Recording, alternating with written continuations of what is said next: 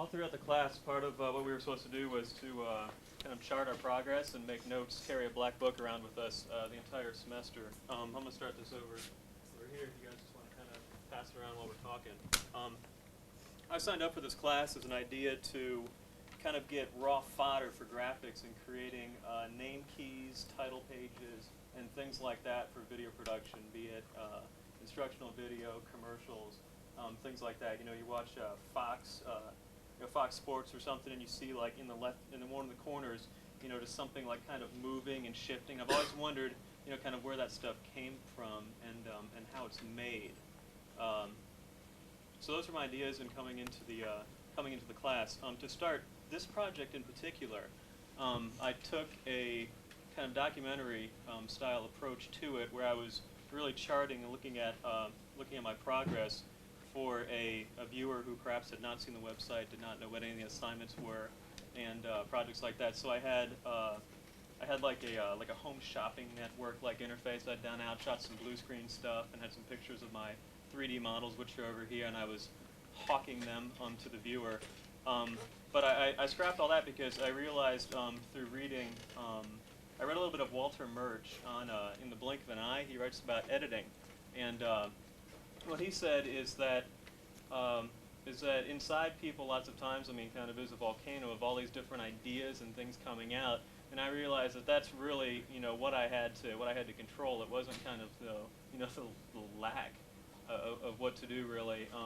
But as the class was ending, I took a look at the content that I had, the film leader, and the only skills I really had to start putting that together to put it to motion and put it to music was to use math. And what I did was I lined out my timeline with one thing comes in, then one thing comes in below it, then another thing comes, and another thing comes in, and then kind of stair step it like that. I'd actually stair step some opacities in it, but that it looked like a mistake. It looked kind of like an error on the way it was. Things were coming in and out, but there is a little bit of that push with kind of the change in speed as some of the objects come through the field of vision.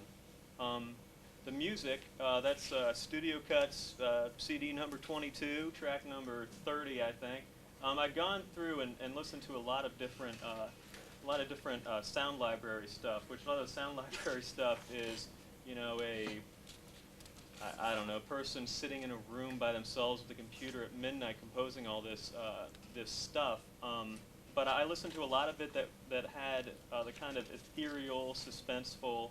I think it'd be really fun to do kind of a Zen in the art of looking at what you can define music as being, because it's very like this track lingers like a cup of coffee on a cold morning, or crap like that. So picked out the music and put it in with the images I had done, and that is what resulted.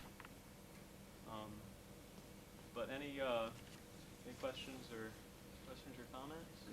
Can you hit that last part you were just talking about? You put the music in, and how did you articulate the language between your music and your images on your timeline? Which came first? What was the dialogue there?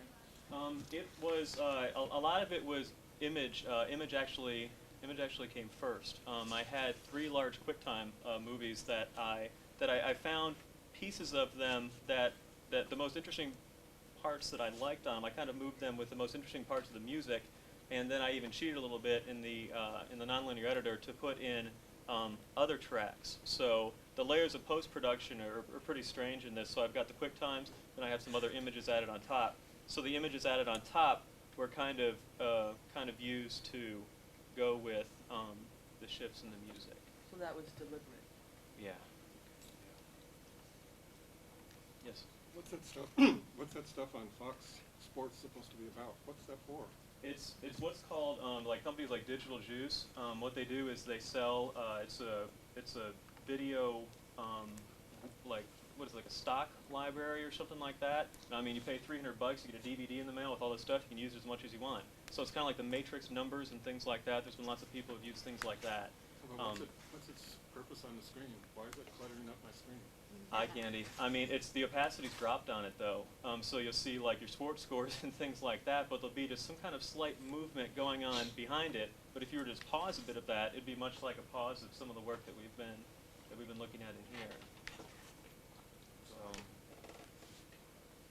So Yeah. after you went through this process of how you overlaid the imagery, I mean, how do you feel about after stepping back from kind of the construction of the project, stepping back, I mean, what do you feel like just conceptually and visually, what do you see, what do you get out of the video you just showed us? Well, I mean, after swallowing the fact that I was making a piece that would be that was totally bookmarked. I mean, you have a beginning point to it, you have a stopping point, and that's where all your information is, and that people would be seeing that without you know, necessarily knowing a lot about what went into it to make it interesting for people.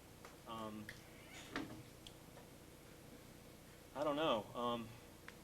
It was a good exercise. I mean, into doing quote unquote experimental film. I'm interested in doing more investigations. But if you would have asked me, 4 months ago, what I would be, presenting in front of the group here, it wasn't really too sure. I mean, what I'd be coming out with. But I liked buying all the picking up all the different art supplies and things like that. And I mean, 'cause I haven't taken an art class since I was in the 3rd grade. So I mean, to get down with I mean, some India ink and things like that, and I mean, see how it spreads across the different papers, see how it spreads across the 16mm film and things. And so to work in that analog environment and then go over to the digital, put some motion on it, and then go kind of back and forth.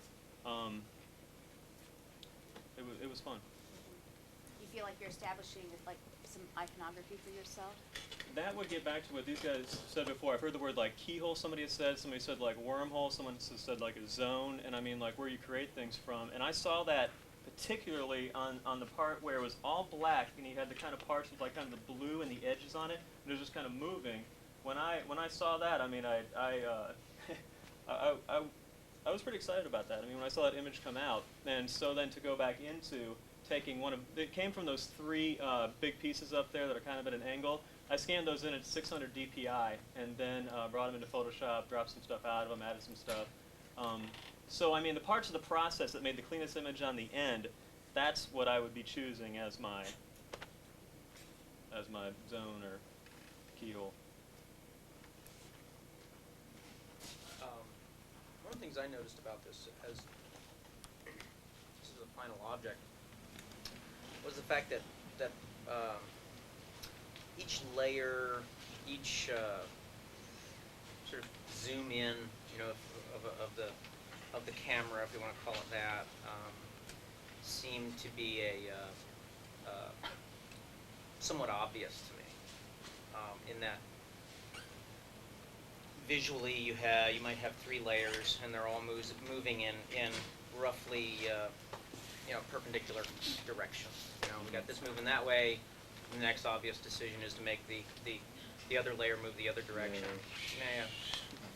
And in a sense, I'm thinking, here you are trying to put layers together, yet I think you're thinking of them as discrete layers and layers that exist on these individual planes, which I think for at least over in the painting area, and in say how a student might draw, areas I'm more familiar with, and having seen some experimental film and looking at a lot of design work and that kind of thing, those seem like early decisions to me, when you're setting up an expectation for space, and you are.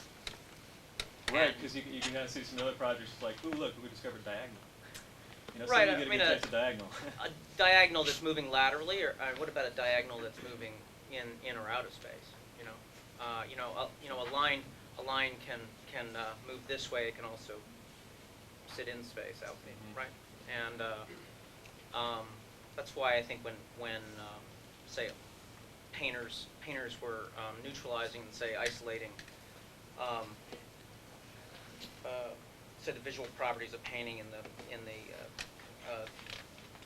say from the 40s to the 70s in terms of neutralization, isolation, purification of of visual syntax. You know, you end up with stripe painters, dot painters, grid painters, and a couple diagonal painters too. And atmospheric space dropped away because it's just too complicated. So It'd be very hard for me to begin make a few pieces like this, and then it would be like between me and somebody else in the class who's made 3 pieces, to say like this is significant of this person. You can kind of tell their style. I mean, like some of the classics, Hans Richter and then Stan Brakhage, as we mentioned before, folks like that. I mean, you can tell Robert Breer. You can tell like who they are and things like that. But imagine it just takes a lot of high quality work over a long period of time. yeah. To get there. I mean, I guess I'm wondering just how dense you want this surface, or how deep you want this space. I mean, it seems like you're trying to make this what I think of as a connect to color field painting, or to a dense and rich surface that's complicated. Mm-hmm. But then I can kind of count the layers, which kind of Right. contradicts that effect, maybe. Yeah. Just a response Something to the about- object. Sure. Just real quick, I'm just curious about in the first third, your use of this horizontal color bars coming across, if you will. And it was very interesting, and you just abandoned that really quickly. Where was your decision in the placement in that portion of the piece? And why did you not refer back to that later, as you did with some of the other devices and techniques you were using? Right. Yeah, that was the only time when we saw that piece in there. It was And I actually enjoyed the it, just like the to be red, clear. kind of the red and yellowish piece. What that was something scaled at probably about 3,000%. And so this is your field of vision. If you scale a thing out to here, and then what happened was it went to scale back again, so it kind of went like that across the field of view. So what you actually were seeing was moving like that. It's kind of another way to change change position, another type of motion that just has a different feel to it. But I did have another segment which I cut out, which actually had that same thing on a smaller piece. But yeah, I didn't investigate. I guess my question that really is movement much. intention Mhm. on your part as the author, auteur, whatever. Right. I'm very interested in intention. Sure. It was the first time I had tried to use it like that, so it seemed interesting and I left it in. Experimentation, perhaps. Yeah. I'm out of time. And perhaps out of touch. Thanks.